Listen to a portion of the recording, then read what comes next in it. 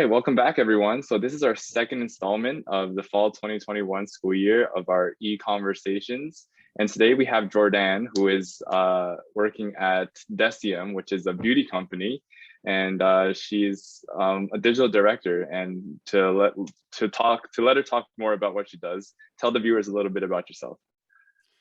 All right. Well, yeah, I've been at DECIEM for a couple years now. Previous to that, I worked at Loblaws, working on various different businesses like Joe Fresh, the PC Express business for online groceries, and more recently the Shoppers Drug Mart business, specifically with the beauty e-commerce part of that team. And that's partly why I got in over at DECIEM. And outside of work, I have 3 cats and a very big dog and husband who keep me busy. And yeah.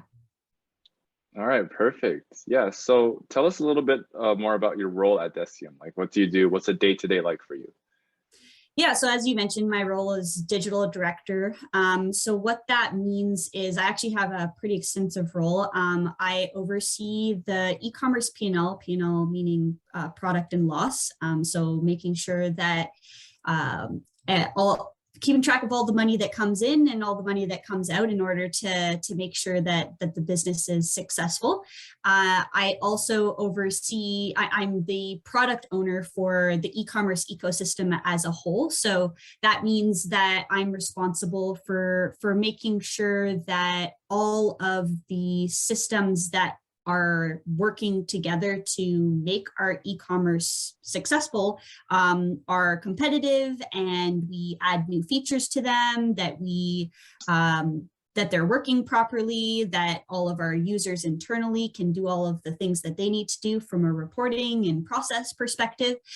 So that's a slew of systems, including a customer relationship management tool, the website itself, an order management system in the background in order to process and pick and pack the orders, and also a marketing system so that we can talk to our customers and use our first party data that we collect to interact with everybody that we talk to. And then that leads me to the other part of my role, which is overseeing all of the digital marketing that we do at DECIEM. So anything that we would spend money on, whether that's Google searches or Facebook ads, TikTok, all that kind of stuff, my team puts that together. Cool. Yeah, my sister, my mom love a lot of the products that you guys put out, and whenever I'm home with them, they're always on the website looking at stuff to buy. So I've definitely used a few of your products as well. So I was gonna say they're for men too. They're unisex. So yeah, definitely. So moving on, I see you did a lot of marketing roles up to your current role. So what made you want to pursue in a career in e-commerce, brand communication, and the marketing industry? Yeah, I mean, I went to school, I went to Guelph for marketing management. And so I was always kind of interested in the marketing side of things because I've got an analytical brain, but I've also got a part of me that's kind of creative. And that kind of melded the two worlds really well from a business perspective. And as I sort of started getting deeper into my career, and I did some co-ops throughout and sort of got a sense of what I liked and I didn't like. And I was always sort of drawn to the digital side of things because what I really liked was that it was quantifiable, and I could see any dollars that I spent or promotions that I would run or whatever it was, I could map it back and see exactly how things got to be the way they were, and be able to see what was working and what was not working, run tests and stuff like that. And contrary to traditional marketing where maybe you throw a billboard up and an agency is going to tell you maybe how many views that's going to have, you don't really, there's no way to tie back what you've done to what you're achieving. And so that's where I kind of gravitated towards that. And as I got deeper into my career, I sort of fell into being in digital. You kind of, a lot of times, at least in my career, I sort of found that I was going towards this e-commerce side of things, and purchasing online, and then the whole like tying that to the digital marketing side that I was able to do, you could really like see end to end how everything maps together, sort of bringing it all back to the data piece. Yeah, that's super interesting because I'm more of a finance guy myself, but I have a creative side as well. I love editing videos, making posters. Like I was I'm the multimedia director here. And then back in high school, I was the publicity chair. So definitely there's lots of, aspects that you can take from your talents or like your interests and you move it on to what you learn. And Yeah, for sure. speaking onto that, like how did your time at Guelph set you up for a successful career? Yeah, I mean, I would say the most valuable thing that I did, and at the time I was just like a naive kid and I didn't even really think about it. And I was just like, sure, like co-op seems to be this buzzword that people are talking about. I guess I'll add that to my like what I'm doing. And I'm glad that I did. And I would recommend, if you have the opportunity to do co-ops, and even if you don't have the opportunity to do co-ops, to at least like try and find something in your summers off that like is sort of related to what you want to get into, or at least, start to dabble into some stuff that's a bit deeper than just like working at Tim Hortons or something like that, because it not only helps you kind of understand where you want to take your career, but also it's super instrumental once you get your degree to have that level up, and have a bit of something in your background, as opposed to just like, I'm a fresh graduate and I have no experience, hire me, versus I'm a fresh graduate and I have like, 8 months of experience working at this company. Like it's already hard to get a job, as an entry level. So having that little bit of experience was super valuable in just getting your foot in the door. And sort of just seeing what you like and don't like. And then I would say also, like, one of the things at Guelph that especially in my later years that they focused on a lot was working with teams. And a lot of my, like, in third and fourth year courses, I didn't actually even have exams. Like, it was all like an end of year project that was like geared towards like working with a group of people. And as much as I know, like, I remember being in school and hating those group projects because you have to work with all of these different people and like your grade is like tied to these people that like you don't really care about in some cases. But at the end of the day, that's what it's like when you get into the working world, is you're going to work with people that you like, you're going to work with people that you don't like. There's going to be people that are going to drag you down and drag you up. And I think the skills that you learn and how you sort of manage those situations and figure out how to bring yourself success, whatever success is to you, in those situations is super valuable. Yeah, that's really cool, because at Laureate we also have a lot of those group projects that like account for a lot of our grade, especially in first, second year.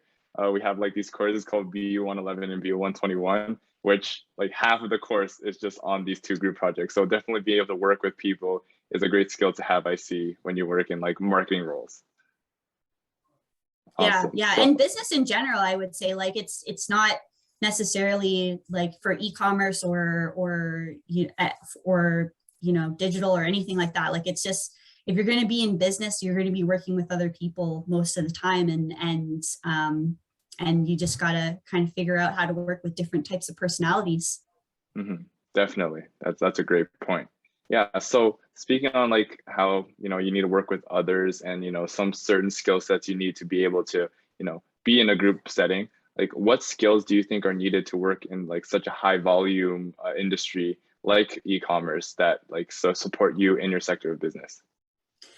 Yeah, I would say one of the best skills that you could have is really just like patience and stress management, and sort of along those lines, like being able to prioritize your time and projects, and be able to say, like, you're always, I mean, I find myself in various positions where I've got a laundry list of things that I have to do, and there's only one of me, and I got to get it all done. And you guys probably have the same thing with like your schoolwork and stuff like that. And it's like, well, you know, I gotta make a decision as to like, I can't do all of it. So like, what is the most important things to do? And having that critical thinking to be able to deduce like, what is the thing that I should really spend my time on, and what are the things that, you know, they're nice to have, or, you know, it's going to have to wait another week or whatever it is. That's something that I found the people that I've, for both myself and the people that I've worked with who I've seen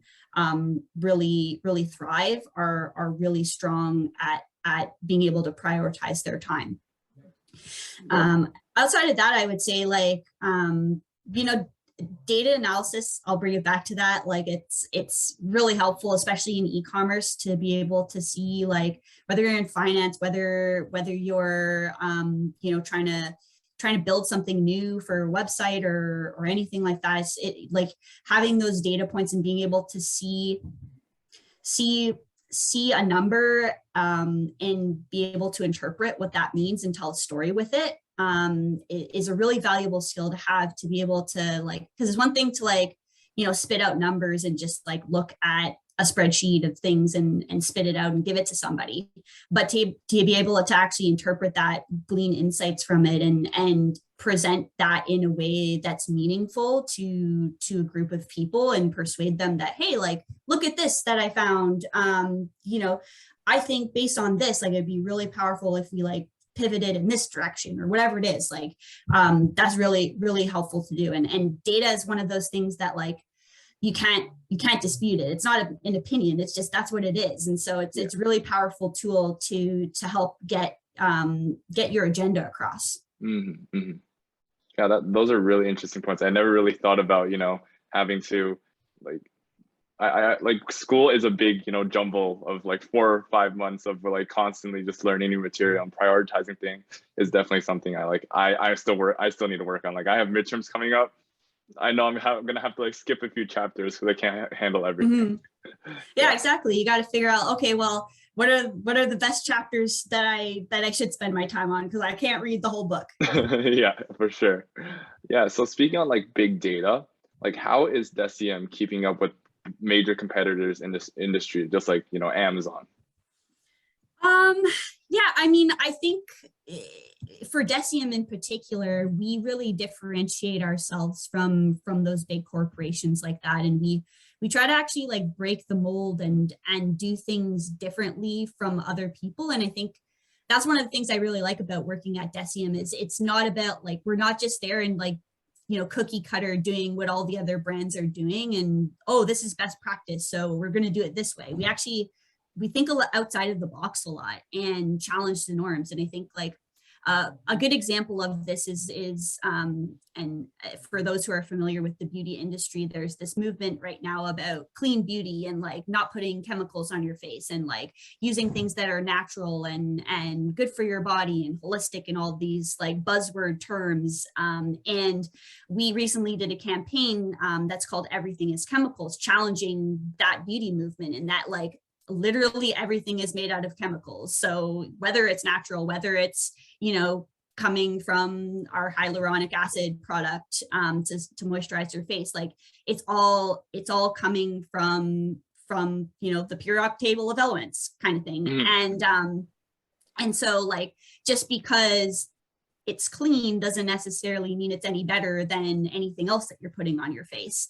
And so it's just kind of like one of those things to like spark conversation, say like, hey, like, you know, just because all these companies have gotten on this bandwagon doesn't necessarily mean that you should or we should. And so, you know, that's a big thing. And I'd say like, in addition to that is just listening to your customers, like see like, and that goes, you know, with the data piece, is just like gathering data from your customers, understanding what they have to say, what their perceptions are of your brand, and making sure that you don't just push those things aside and use that information to forward what you do next. Interesting. Yeah, those are all great points. I completely agree with that. Like, if you can't really beat the big guys, you got to like look at a different path and create something new that they can't think of. Yeah. Yeah. And I mean, that's for DECIEM, that's one of the big reasons why we've been able to break through as an indie brand and compete with, you know, the Estee Lauders and L'Oreal's of the world, is like we were like, hey, you know, why are you guys selling these products for $150? We know what it costs to produce this product, and we can give you a product that's probably better for $10. So here it is, you know, just sort of like breaks that mold of like, you know, and you look at it and every single other brand was just doing it the same way. And we were just like, you know what, fuck this, like, sorry for the profanity, but like, like we can do it better, and we want to be transparent and authentic and kind. So it's you know, I would say like, don't always feel like you need to do what everybody else is doing. Perfect. That's a great piece of advice. All right, we're coming into the last two questions here. You know, it's getting a little tired talking about all the great thing that DECIEM is doing. So my next question is, how has the pandemic affected e-commerce as a whole, and what have you noticed in the past year about the e-commerce merchant numbers? Yeah, I mean, this past year has been really interesting from an e-commerce perspective. At the beginning of the pandemic, we saw these massive influx of orders of everybody, all from like, you know, people that had never touched e-commerce before to even people who were on e-commerce before and purchasing stuff. It was all of a sudden, you know, retail shut down. So everything's funneling into e-commerce, and for us as well, being a skincare company, all of a sudden, you know, you're bored at home and you're thinking about what can I do, and you're looking at yourself in the mirror and you're going, I'm going to use this time to like better myself and, you know, do something good for my skin. And so like the skincare industry really prospered during the pandemic, and so that in addition to just people flocking to e-commerce, really increased our sales for the first part. And now that we're on kind of the flip side of things, it's sort of reversed. And now people are like, oh, I want to go back to stores. I want to interact with people. I want to like, I want to, you know, not be stuck in my house anymore. And so we have seen, you know, this big decrease again. And it's interesting because at this point, like I couldn't tell you what our normal is anymore, because it's just been so it's fluctuated so much, and you know, it's hard to run a business with that, because you're supposed to forecast things, and you know, you've got stakeholders and all that kind of stuff. But it's definitely been a unique challenge. Yeah, for sure. Pandemic, you know, a lot of online sites have sort of benefited from this, but like in store, I'm pretty sure like in the St. Lawrence market, you guys have a store there, I'm pretty sure. And like, how has that affected people coming in now?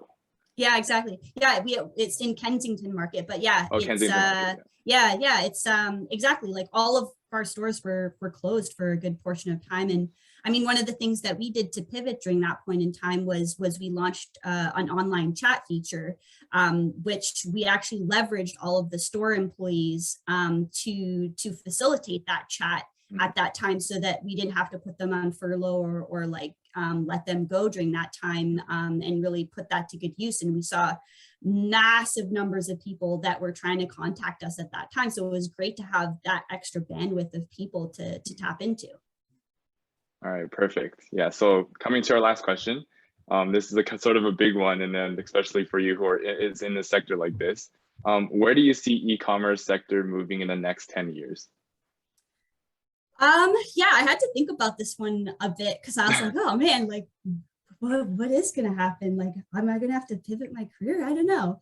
But I mean, I think a few things that I've seen.